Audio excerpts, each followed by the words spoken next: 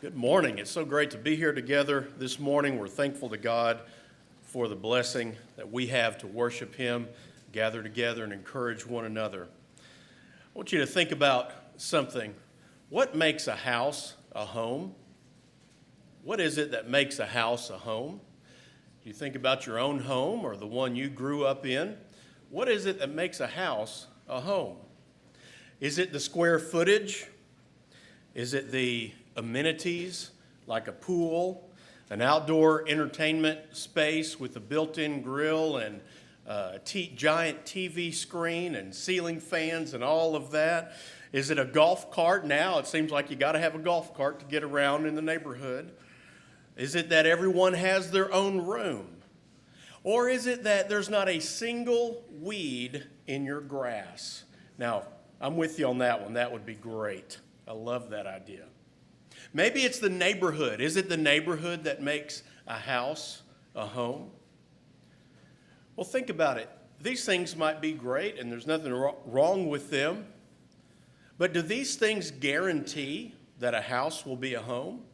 Do these things guarantee that this will be a true home for people? Well, if that's the case, if that's true, if all these things are required, then that means that most of the people in the world would not be able to have a place they could truly call home. So that lets us know it's got to be something deeper than that. It's got to be something more than that, something greater that makes a house a home. And so that's what we want to talk about this morning. And more specifically, what makes a house a Christian home? A spiritual home. So how do we make our house a home? How would we go about doing that? Well, first of all, the main thing is that we've got to have a home that loves and honors God more than anyone and anything. That's just first and foremost, as we've been studying earlier in this series, is it's got to be a home where God is loved with all of our heart, mind, soul, and strength, and that He's honored above all, and no one comes between any relationship and God. We've looked at Deuteronomy 6:5 and Matthew 22:37 about loving God with our all, where it was in the Ten Commandments, in the giving of the Ten Commandments, when God gave those words to Moses to say to the Israelites, and then Jesus repeated those words in Matthew 22. And He also, we've looked at last week in Luke 14 and in Matthew 10 about rightly prioritizing relationships. We've got to have our relationships prioritized right. Because in Luke 14, Jesus said, whoever does not hate his father, mother, brother, wife, children, and his own life also cannot be my follower. But that He said that in a Jewish way. It's the way they talked, and they understood that meant that we prioritized our relationships right. And the way Matthew records it in Matthew 10 is that whoever loves father or mother more than me is not worthy of me. You see, so we've got a home that, to make a house a home, a Christian home, means that we rightly prioritize our relationships. And because God created family, He also put certain roles in place in the home. You see, God created family for us. God is the one that created family. He created male and female in the garden. He told them to multiply. And so He created family. It was His intention and His design. And by design, by God's intention, it's for us. And it's a good thing for us. But those who are Christ followers need to know, well, how do we make this family, a Christian home? So look with me at Ephesians 5, and I'll read starting in verse number 22. And listen to what Paul writes. Wives, submit to your husbands, your own husbands, as to the Lord. For the husband is the head of the wife, even as Christ is the head of the church, His body, and is Himself the Savior. Now as the church submits to Christ, so also wives should submit in everything to their husbands. Verse 25, husbands, love your wives, as Christ loved the church and gave himself up for her, that he might sanctify her, having cleansed her by the washing of water with the word, so that he might present the church to himself in splendor, without spot or wrinkle or any such thing, that she might be holy and without blemish. In the same way, husbands should love their wives as their own bodies. He who loves his wife loves himself. For no one ever hated his own flesh, but nourishes and cherishes it, just as Christ does the church, because we are members of his body. Therefore, a man shall leave his father and mother and hold fast to his wife, and the two shall become one flesh. This mystery is profound, and I'm saying that it refers to Christ and the church. However, let each one of you love his wife as himself. And let the wife see that she respects her husband. Children, obey your parents in the Lord, for this is right. Honor your father and mother. This is the first commandment with a promise, that it may go well with you and that you may live long in the land. Fathers, do not provoke your children to anger, but bring them up in the discipline and instruction of the Lord. And what Paul does is he shows us how important family is to God. It's important to him. He created it for us, and it's so important to him that he shows how it's such a metaphor for the church. And we know how important the church is, and the church is the bride of Christ. And the family is that important to him that he puts them together and says, do you see how they help explain one another? Do you see how they help reveal the truths about one another? And he holds them together and says, this is important. Family and church are important. And so they have to be highly important to us as well. And in the family, God created roles for the family, for family members. And a godly home needs to strive to follow God's design. Now, I realize that not every family has the same makeup, that there are different makeups of families, that they don't all look alike. I understand that we live in the real world, and for various reasons, our families look different. And Paul is not condemning anyone here, but he's teaching us about God's design for the family. And so whatever setting a person is in, they've got to see, well, how do I work this out, these principles out? How do I live these out so that I can make my house a home? My family looks like this and not like that. So how do I live this out to make my family, make my house a Christian, godly home? So we've got to strive for that no matter what our circumstance is. And Paul says first something to wives, doesn't he? And he tells them to be submissive to their husbands because the husband is the head of the wife, like Christ is the head of the church, his bride. And then to husbands, which he spends more time on because maybe it's that he knew he could say in a few sentences and wives would be reminded of that and they'd pick up on it. And then he seems to spend more time saying it over and over again to husbands to explain it more so that they understood. And he says, Paul says to husbands, love your wives like Christ loved the church.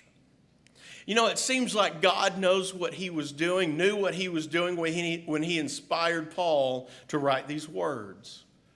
Because think about, he identifies one key issue, one main thing for husband and wives to think about, right? He didn't give them a long list here, and he could have certainly said, here's a lot of things you need to remember to be a great wife or to be a great husband. And we could go throughout Scripture and find examples of those.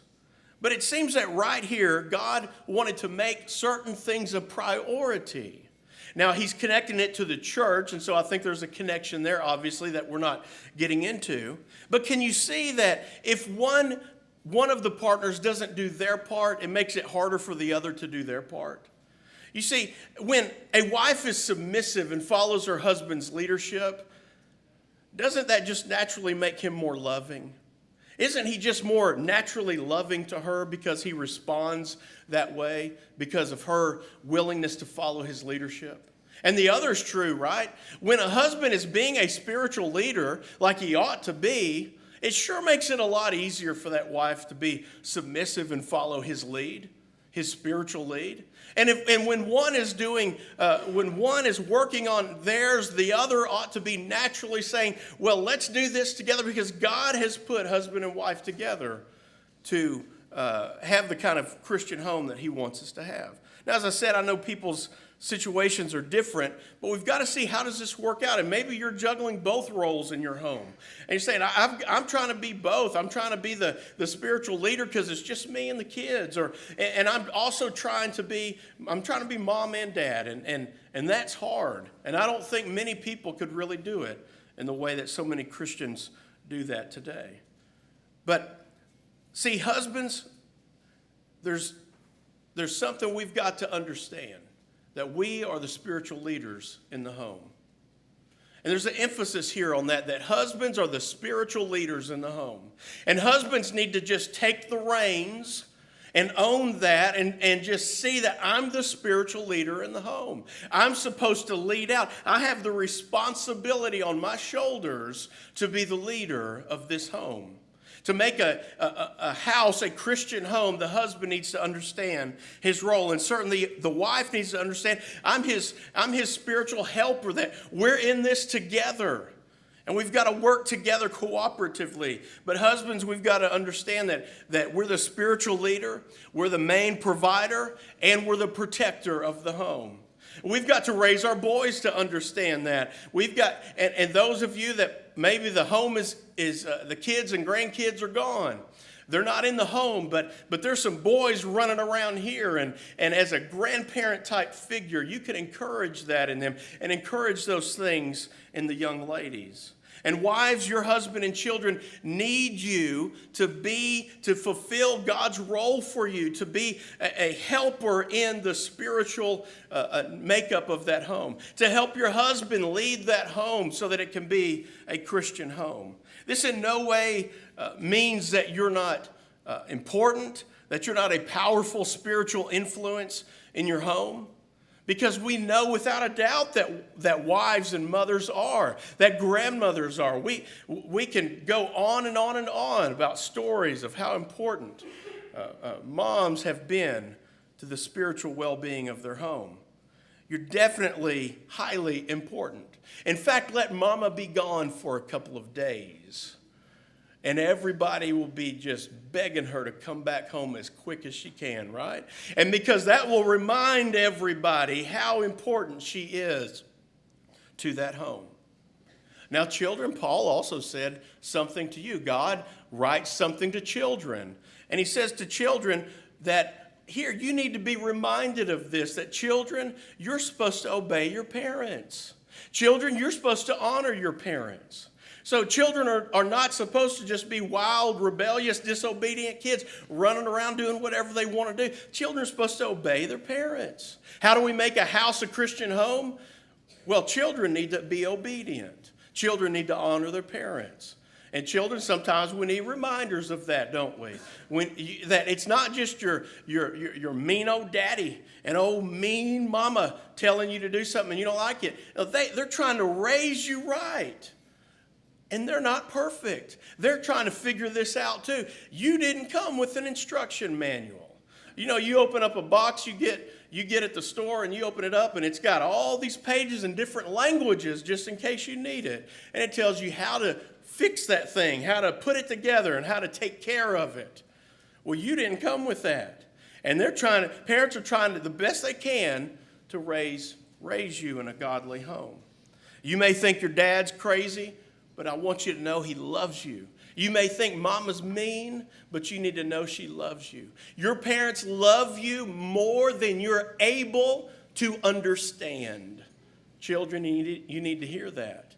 You don't understand how much your parents love you, and that's why they have the rules that they have in your home. That's why they do the things that they do. And again, they're not perfect, but because they love you, you need to honor them.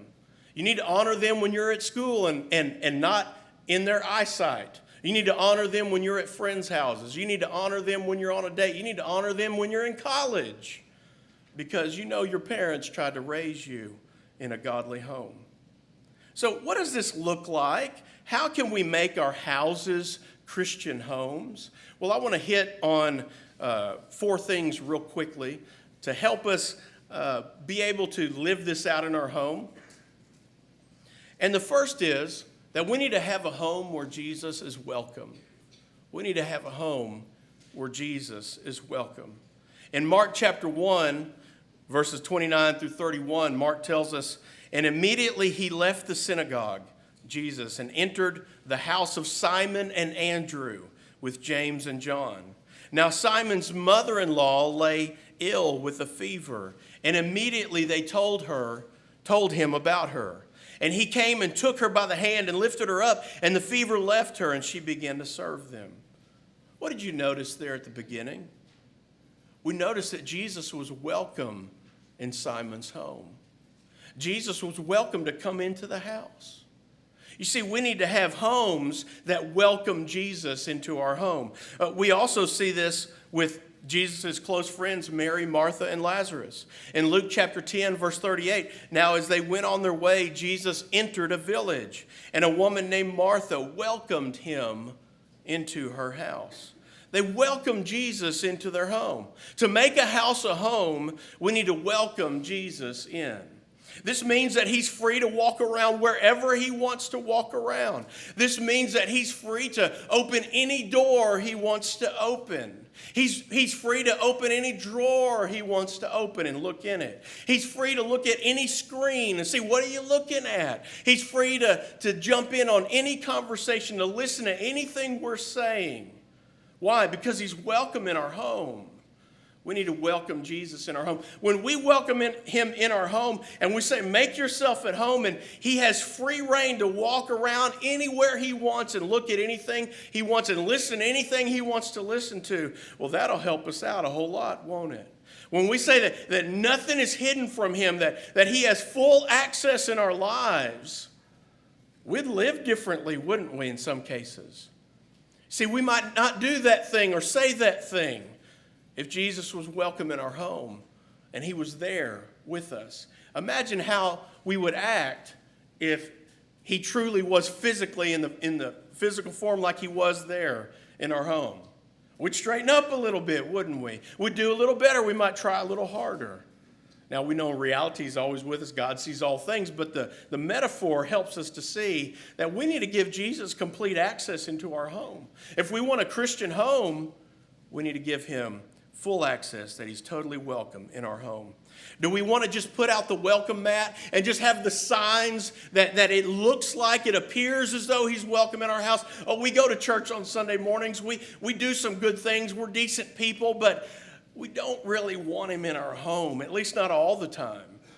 There's times when we don't want to answer the door to Jesus. There's times when we see him coming on the Ring camera, the doorbell camera, and we say, I'm not going to answer. I don't feel like him being at my house now. So that's not the way we're supposed to have a Christian home. He's got to be welcome all the time. The door's not even locked. Nothing's closed. The second is we need to have a home where Jesus is needed. We need to have a home where Jesus is needed. Look at Mark chapter 5. And in verses 17 through 19, this is the story of Jesus healing a demon-possessed man. And he sent the unclean spirits into the herd of pigs, and they jumped into the sea. And see what you notice here in verses 17 through 19. And they began to beg Jesus, the townspeople there, to depart from their region. And as he was getting into the boat, the man who had been possessed with the demons begged him that he might be with him. And he did not permit him, but said, go home and tell your friends how much the Lord has done for you and how he has had mercy on you. What did the townspeople say to Jesus? They said, you're not welcome here. Look what he did. This is amazing what he did. They had to deal with this demon-possessed man. And look at the miracle Jesus performed. And they said, oh, no, you're not welcome here. We don't need you, Jesus. You're not welcome and we don't need you. But we see a different response from the man who was healed, don't we? We see that man saying, I need you, Jesus. I need you. Let me go with you. I just want to be with you. I need you. You healed me. I know what you did for me. And I need you in my life. Now, Jesus wanted him to be a witness to the things he had done, to tell others about him. But the man wanted to be physically with Jesus. We tend to take on one of these two attitudes, that we either welcome Jesus because we recognize our need for him, or we don't. But we need not only to welcome him into our home, but to realize our need for Jesus. We don't want to just welcome him and tell him to make himself at home, but I'll be busy, I'll be in the garage, I got things to do, I'm going to be vacuuming, I've got stuff to do. You just, sit over there, there's stuff in the fridge. See, that's not the way this works. We need him in our home. We need him in our lives. And sometimes when we just go through the motions of Christianity, we can forget how much we need him. And we can forget and think, oh, I got this going on. I know Bible, and I'm a decent person, and I go to church, and I give, and I do things, and I serve others, and I try to let my light shine. And we don't realize but you forgot that you need Jesus. You always need him. You'll never not need Jesus in your life. In John chapter 4, Jesus stopped at a water well. Do you remember that? And he asked a woman to give him a drink of water. But the woman was shocked because Jesus was a Jew and she was a Samaritan. And she knew that Jews wanted nothing to do with Samaritans. They couldn't stand Samaritans. They called them dogs. They wanted, and so that shocked her that she would ask him for something to drink. So they have a conversation. She has some beliefs that aren't exactly what the Old Testament taught, but they're having a conversation about faith and about God and worship. But in verses 28 through 30, after this conversation with this woman who she has not lived a godly life at all, John tells us the woman left her water jar and went away into town and said to the people, "Come see a man who told me all that I ever did. Can this be the Christ?" They went out of the town and were coming to him. You see, she saw her own need for Jesus because she saw the condition of her life. And when she came face to face with him, she recognized her need for Jesus. And she went and told others because she knew they needed Jesus also. Not only did they welcome Jesus, but they knew they needed him. You see, our houses will be homes when we have the attitude that says, Jesus, you're not only welcome in our home, but you're also needed here in our home. No matter what your family makeup is at all, you need Jesus in your home. No one is exempt from that. Now later we see in verses 39 through 43 of John 4 that many from the town believed in Jesus because of her testimony, because they went out and they met him. And they asked Jesus to do what? Stay with him. And he stayed with them for 2 days. They said, you're welcome here, and we need you in our lives. That's what we need to say to Jesus. The third one is that we need to let Jesus make home improvements. We need to let Jesus make some improvements in our home.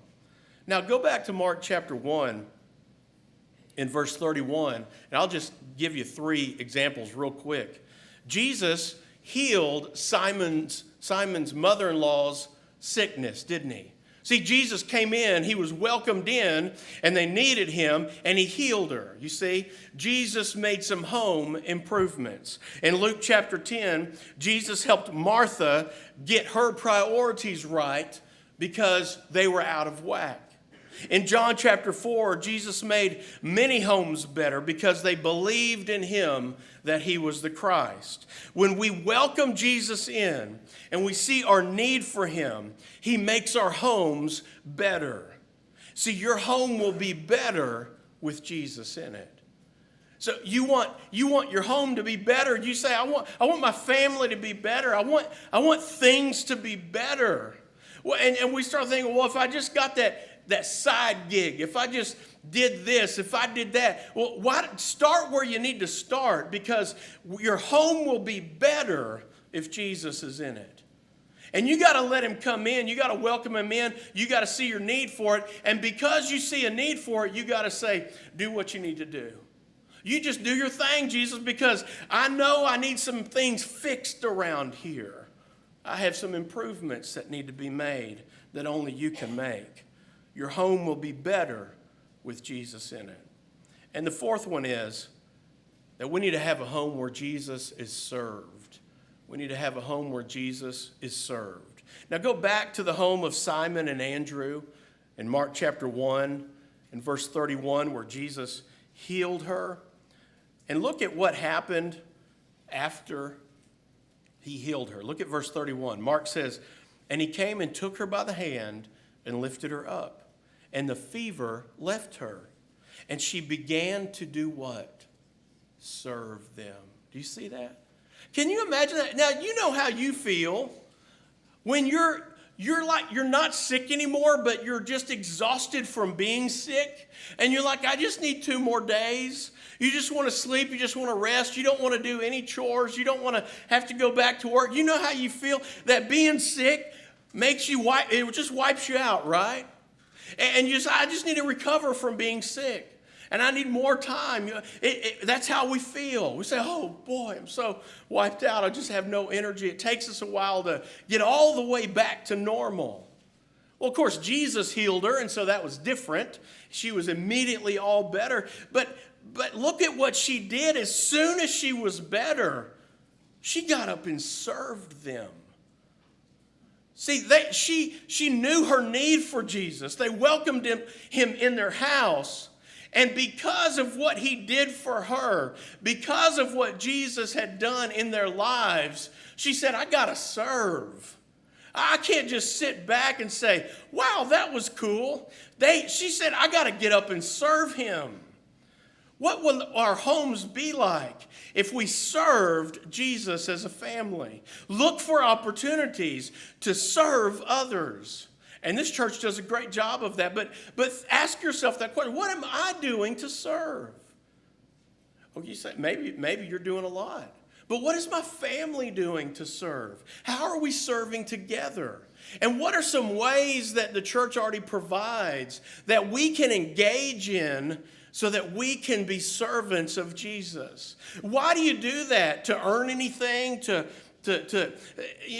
some obligation? No, because of what Jesus has done for you. Because you welcomed him into your life and you saw your need for him and you saw the improvements he's made in your life. He's forgiven you of your sins by dying on the cross, and you were baptized into him. And you see how he's turned your life around. He's given you eternal life. And we say, I just got to serve him with all of my life. Now, everything in your life isn't going to be perfect. There's still going to be hard times and difficulties and loss.